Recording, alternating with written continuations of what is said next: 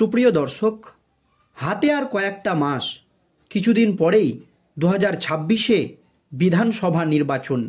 আর নির্বাচনের আগেই তৃণমূলের অস্বস্তি বাড়ালেন হেভিওয়েট নেতা মদন মিত্র। এবার মুখ্যমন্ত্রী মমতা ব্যানার্জিকে একেবারে চরম বার্তা দিয়ে দিলেন কামারহাটির তৃণমূল বিধায়ক মদন মিত্র। দর্শক, 21-এর বিধানসভা নির্বাচনের পর একাধিক দুর্নীতি ইস্যুতে রাজ্য সরকারের হেভিওয়েট নেতা মন্ত্রী থেকে শুরু করে এমএলএ বিধায়ক সকলেই কেন্দ্রীয় তদন্তকারী সংস্থার সিবিআই আধিকারিকদের হাতে গ্রেপ্তার হয়েছে।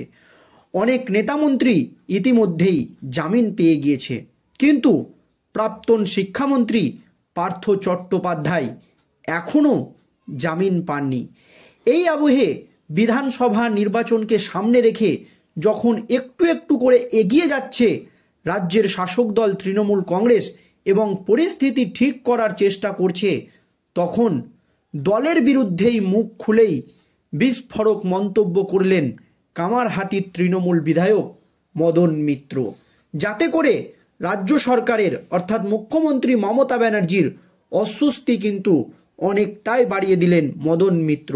মুখ খুলেই একেবারে বিস্ফোরক দাবি মদনের। ঠিক কি হয়েছে দর্শক দেখুন। বঙ্গ রাজনীতির কালারফুল বয় তিনি। কথা হচ্ছে কামারহাটির বিধায়ক মদন মিত্রকে নিয়ে। পশ্চিমবঙ্গের দাপুটে এই তৃণমূল নেতাকে অধিকাংশ সময় খোশ মেজাজেই দেখা যায়। এবার এহেন মদন মিত্রই দলের একাংশকে নিশানা করে বিস্ফোরক মন্তব্য করে বললেন, দলের পদ নিয়েও নাকি এখন টাকার খেলা চলছে। মানে তৃণমূল কংগ্রেসে কোনো পদ পেতে গেলেও নাকি মোটা অঙ্কের টাকা দিতে হয়।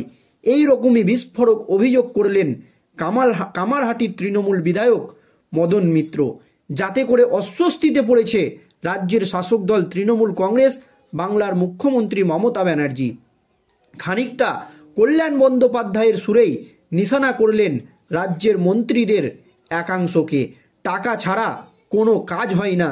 রাজ্যের শাসক দল তৃণমূল কংগ্রেসের বিরুদ্ধে বিরোধীদের এই অভিযোগ দীর্ঘদিনের, কিন্তু বিরোধীদের সুরে সুর মিলিয়েই খোদ মদন মিত্র যা বললেন তা একেবারে বিস্ফোরক।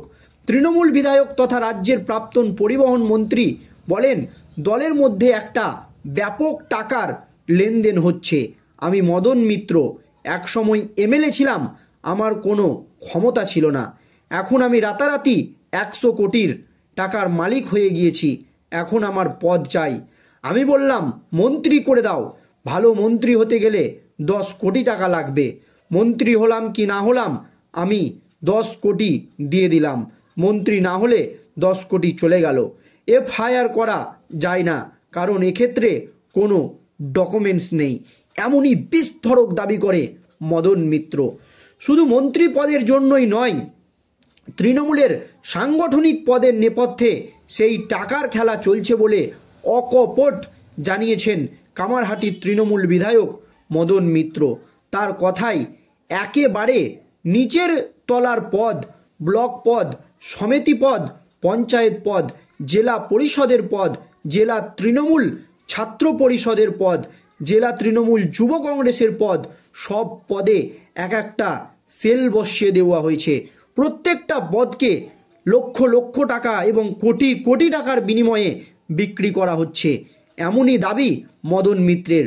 মদন মিত্রের কথায় এটা একটা ভালো বিনিয়োগ।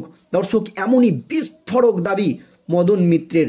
দর্শক, প্রসঙ্গত কিছুদিন আগেই এবিপি আনন্দে তৃণমূলের মন্ত্রীদের একাংশের আচরণ নিয়ে ক্ষোভ উগরে দিয়েছিলেন তৃণমূলের হেভিওয়েট নেতা কল্যাণ বন্দ্যোপাধ্যায়।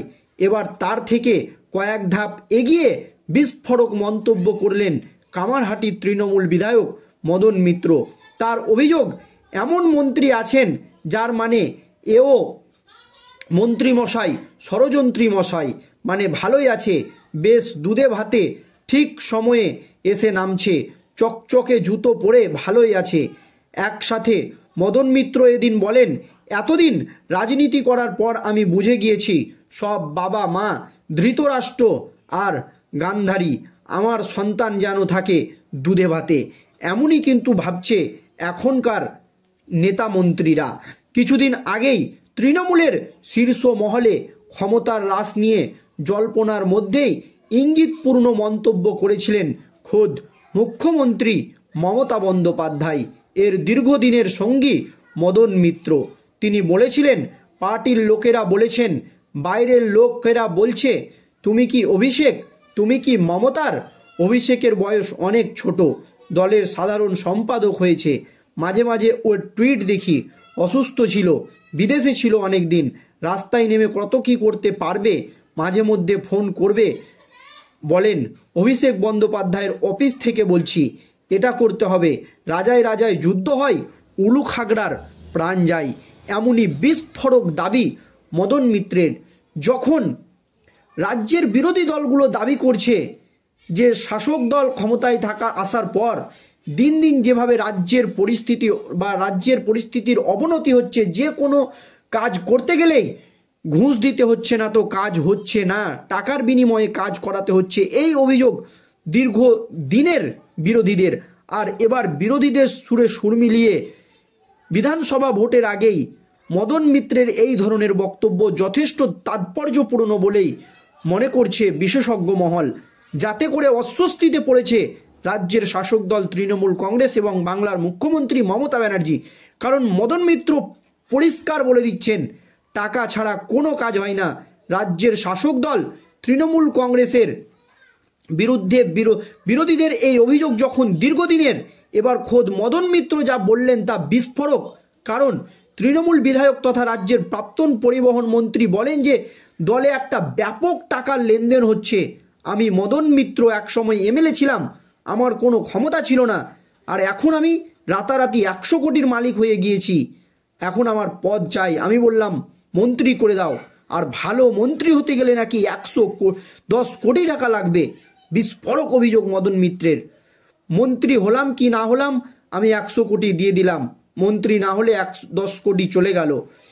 এফআইআর করা যায় না, কারণ এই ক্ষেত্রে কোনো ডকুমেন্টস নেই। এমনই বিস্ফোরক দাবি মদন মিত্রের। দর্শক, শুধু মন্ত্রী পদের জন্যই নয়, তিনি বলেন তৃণমূলের সাংগঠনিক পদের নেপথ্যেও সেই টাকার খেলা চলছে বলে অকপট এবং পরিষ্কার জানিয়ে দেয় মদন মিত্র।